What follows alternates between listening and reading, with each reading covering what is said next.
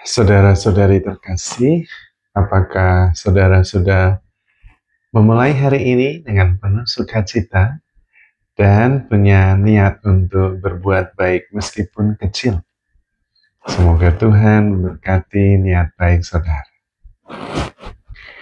Kita sudah memasuki pekan suci.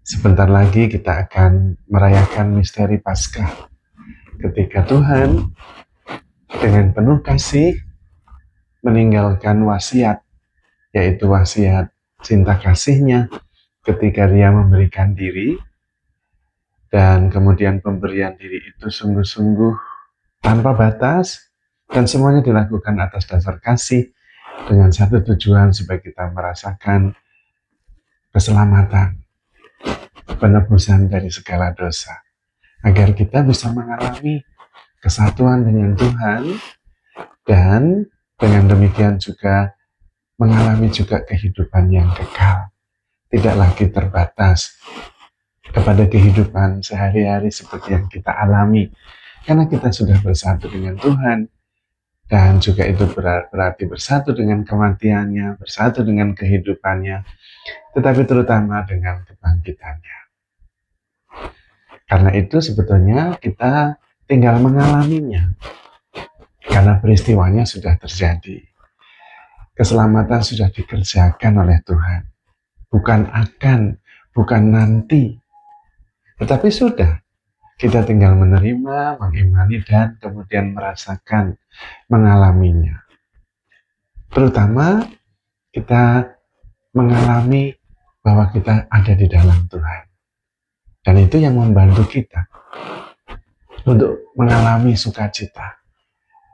Terutama juga memikirkan bukan hanya perkara-perkara yang membuat kita bisa tenggelam.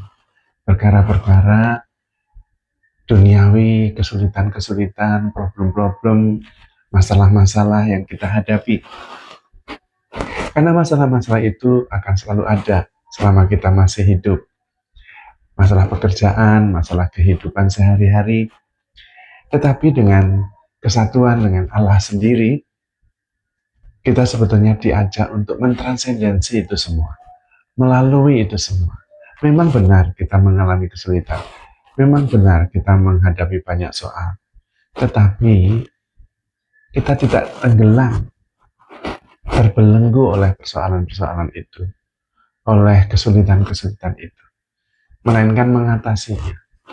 Karena kita menyadari bahwa kita di dalam Allah. Termasuk ketika kita menghadapi persoalan itu, kita menghadapinya dengan kesadaran dari perspektif kesatuan dengan Tuhan. Dan karena itu kita bisa menemukan kejernihan untuk melihat jalan keluar.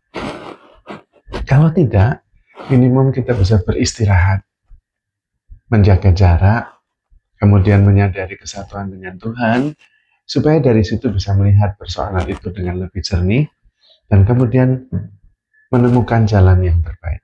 Kalau tidak, bisa menerimanya dengan ikhlas, dan kemudian menjalaninya dari perspektif kesatuan dengan Tuhan. Dan kalau menjalani kehidupan ini, termasuk persoalan-persoalan, tantangan yang ada di depan kita, dari perspektif kesatuan dengan Tuhan, kita jauh lebih ringan, lebih kuat juga. Karena menyadari bahwa kita menghadapinya dari perspektif Tuhan sendiri. Lalu kemudian kita menjalani kehidupan ini dengan cara pandang yang jauh lebih luas. Karena seringkali kita menderita juga karena keterbatasan perspektif kita. Misalnya, kita melihat orang lain menyakiti hati kita, itu perspektif kita. Tapi itu perspektif yang terbatas. Ketika kita menarik diri dan mundur, ketika orang melakukan sesuatu yang kita nilai menyakiti hati kita, seringkali kita bisa melihatnya ternyata dia tidak menyakiti hati kita, tetapi dia mengalami pergulatan batin, luka batin yang membuat dia melakukan sesuatu yang menyakiti kita. Sehingga sebetulnya dia yang punya persoalan, bukan kita. Tetapi ketika kita sakit hati oleh apa yang dilakukan atau yang dikatakan, kemudian kita yang punya persoalan.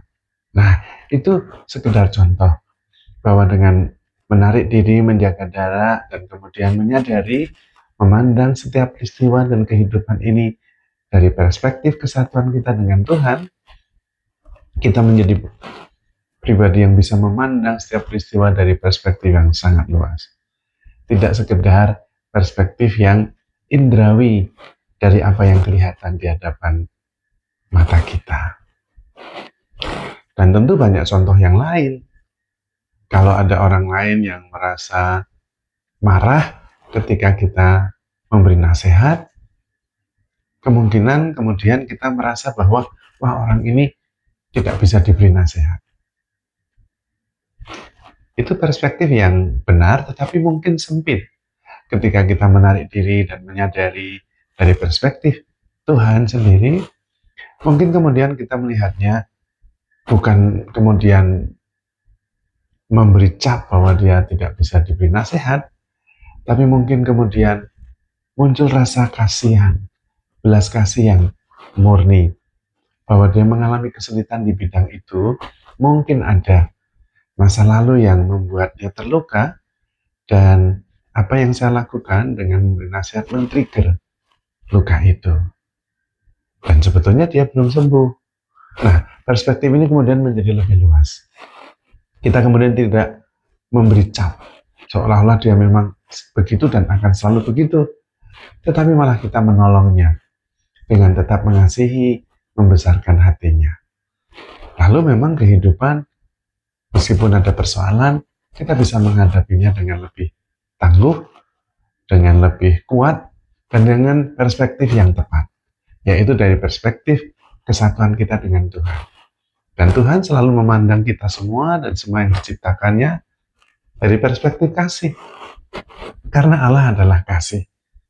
Maka dengan kesadaran akan kesatuan kita dengan Tuhan itu, kita bisa memperluas cakrawala sudut pandang kita dalam menghadapi setiap persoalan, juga setiap tantangan, dan seluruh kehidupan ini. Dan banyak cara supaya kita bisa mengalami kehidupan ini dari perspektif kesatuan dengan Tuhan. Dengan hening, lalu merasakan kesatuan dengan Tuhan, bisa. Dengan mencintai, bisa. Karena mencintai berarti kita ada di dalam Tuhan, dan Tuhan di dalam kita. Dengan merayakan Ekaristi, menerima komunio, menerima Tuhan, bahkan tubuh dan darah Tuhan jadi satu dengan kita, bisa. Kesatuan itu menjadi semakin terasa, kehadirannya terasa. Juga dengan memandang setiap peristiwa dan kemudian dengan keterbukaan bahwa apapun, siapapun adalah bagian dari hidup saya, karena saya ada di sini untuk mereka semua. Itu juga membantu.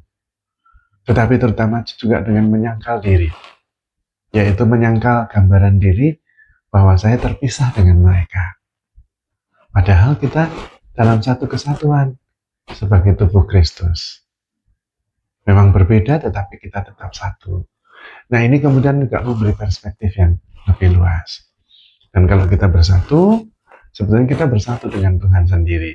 Karena Tuhan yang menyatukan segala-galanya.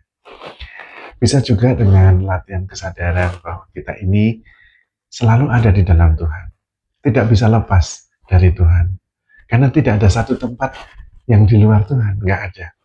Maka selalu ada di dalam Tuhan terus. Kita bisa membayangkan diri kita seperti ombak gelombang di lautan. Kita tidak bisa melihat laut karena kita adalah gelombang laut itu. Tetapi kita selalu tak terpisahkan dengan lautan. Atau seperti seekor ikan di laut. Kita mungkin tidak bisa menemukan laut karena kita di dalamnya. Mungkin itu juga bisa membantu kita, menyadarkan kita bahwa kita selalu ada di dalam Tuhan. Termasuk persoalan-persoalan yang kita hadapi, semuanya ada di dalam Tuhan. Dan kalau kita ada di dalam Tuhan, ya kita aman, kita tenang, kita terberkati, tidak pernah merasa sendiri. Dan juga kemudian melihat persoalan dengan jauh lebih luas perspektifnya, menghadapi kehidupan juga dengan lebih ringan, lebih penuh syukur, dan dengan lebih ketenangan. Karena kita selalu ada di dalam Tuhan. Maka saudara-saudari terkasih, handle yourself with care. Because you are loved. Tuhan memberkati.